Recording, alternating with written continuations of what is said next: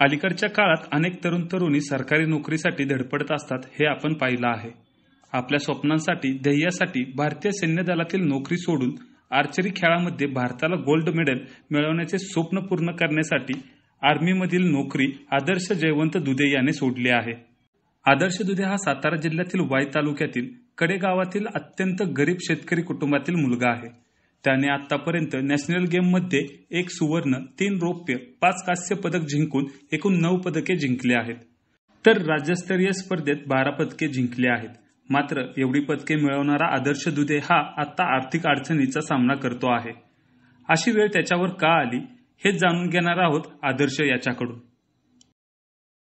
माझं नाव आदर्श जयवंत दुधे आहे. मी राहणार कडेगाव, तालुका वाई, जिल्हा सातारा आहे. मी आर्चरीचा खेळाडू आहे, राष्ट्रीय खेळाडू आहे. मी नॅशनल मध्ये 5 नॅशनल खेळले आहेत. त्यामध्ये मी 9 नॅशनलचे मेडल मिळवलेले आहेत. त्या नॅशनलच्या मेडलच्या जोरावरती मी अंडर 14 बॉईज मध्ये माझं सिलेक्शन झालं होतं. मग मी ते जाण्याचा निर्णय घेतला की माझा गेम इम्प्रूव्ह होईल म्हणून मी गेलो. त्यानंतर मी तिथे कंटिन्यू केली प्रॅक्टिस आणि त्यानंतर 3-4 वर्षानंतर मी आर्मीत भरती झालो. तर करता करता मला असं माझं समजून आलं की बाबा माझा गेम काही इम्प्रूव्ह होत नाही. त्यांचा टाइम बाउंड आणि माझा जी प्रॅक्टिसला लागणारा वेळ आहे तो काही मॅच होत नाहीये. तर मला इम्प्रूव्ह करायची गरज होती.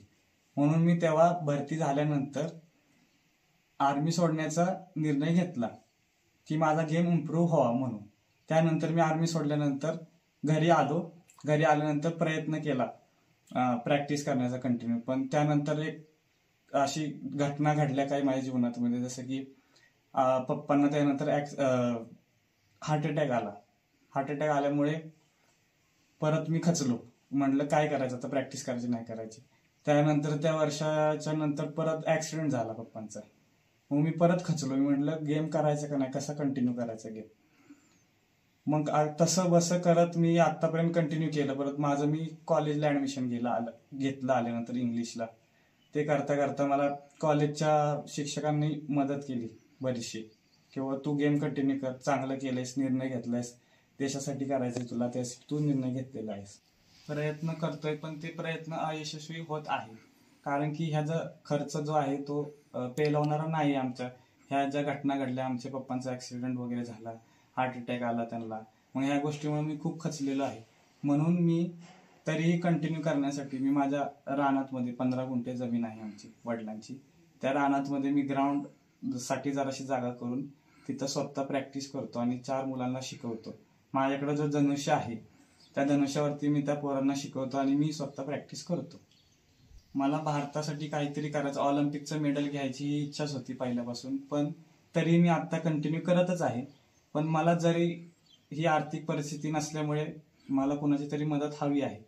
ती मदत मला सरकारकडून भेटली तरी चालेल, किंवा दानशूर व्यक्ती कोणी असेल त्यांनी मला मदत केली तरी चालेल. म्हणजे मी माझं स्वप्न कंटिन्यू करू शकतो आणि देशासाठी मेडल मिळवू शकतो. न्यूज 18 लोकलसाठी शुभम बोडके, सातारा.